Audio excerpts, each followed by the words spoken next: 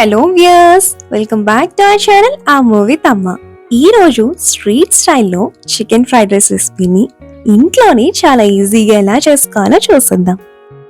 ఇలాంటి వాతావరణానికి పొగలు కక్కుతూ వేడిగా ఫ్రైడ్ రైస్ ఎవరు ఇష్టపడరు చెప్పండి. హెల్దీగా ఇంట్లోనే చేసి పెడితే అందరూ మెచ్చుకోవాల్సిందే.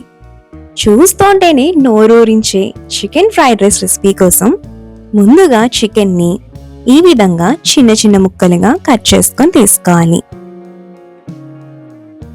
ఇప్పుడు మ్యారినేషన్ కోసం ఒక స్పూన్ అల్లం వెల్లుల్లి పేస్ట్, కొద్దిగా ఉప్పు, కారం, గరం మసాలా, పసుపు, అరచెక్క నిమ్మరసం వేసి ముక్కలకు పట్టేలాగా కలుపుకొని కనీసం 1 అవర్ పాటు మ్యారినేట్ చేసుకోవాలి.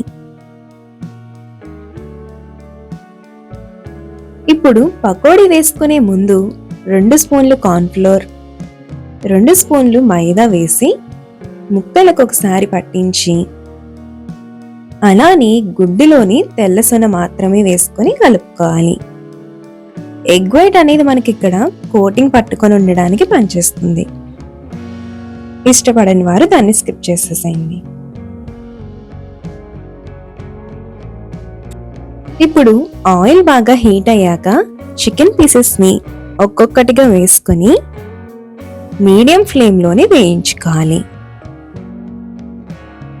ఇలా నూనె కాస్త బబుల్స్ తగ్గాక గరిటె సహాయంతో మరోవైపు తిప్పి వేయించుకోవాలి.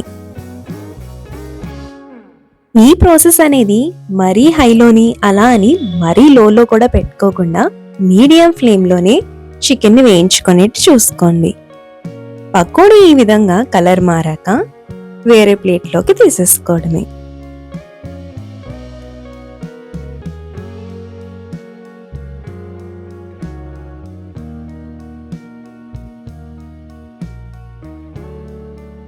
పకోడీని చూసారా ఎంత చక్కగా లోన దాకా వేగాయో. ఇవి ఫ్రైడ్ రైస్ చేసేలోపే సగం లాగించేస్తాం, అంత బాగుంటాయండి టేస్ట్. అలానే ఇప్పుడు ఫ్రైడ్ రైస్ కోసం వెజిటేబుల్స్ ని ఈ విధంగా చిన్న చిన్న ముక్కలుగా కట్ చేసుకుని పక్కన పెట్టుకోవాలి.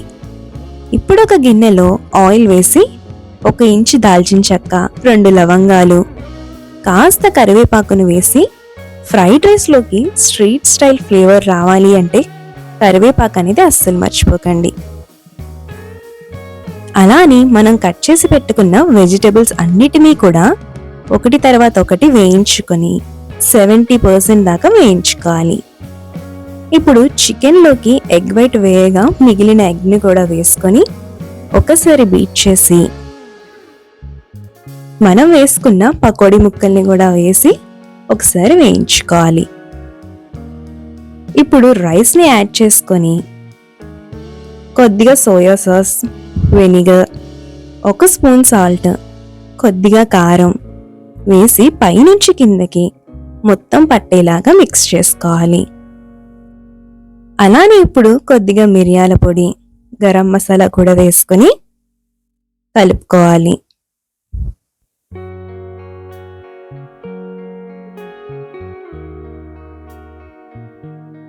చివరిగా కాస్త కొత్తిమీరను జల్లి ఫ్రైడ్ రైస్ మొత్తాన్ని 2 నుంచి 3 నిమిషాల పాటు హై ఫ్లేమ్ మీదే మొత్తంగా టాస్ చేసుకుంటే ఫ్లేవర్స్ అన్నీ కూడా చక్కగా పడతాయి.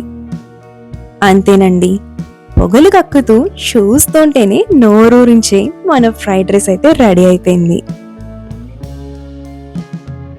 చూసారు కదండి ఎంత కలర్ఫుల్ గా ఉందో. మన ఇంట్లోనే స్ట్రీట్ స్టైల్ కంటే కూడా హెల్దీగా అట్ ద సేమ్ టైం యమ్మీగా ఫ్రైడ్ రైస్ ఇంట్లోనే ఇంత ఈజీగా చేసేసేయచ్చు. ఇంట్లో వాళ్ళకి చక్కగా వేడిగా ఈవినింగ్స్ లో అన్నా ఎప్పుడైనా మీ స్పెషల్ డేస్ లో సర్వ్ చేసి చూడండి, తప్పకుండా మెచ్చుకొని తీరాల్సిందే. అలానే ఇలాంటి మరిన్ని రెసిపీస్ కోసం మన ఛానల్ అయితే సబ్స్క్రైబ్ చేసుకోండి.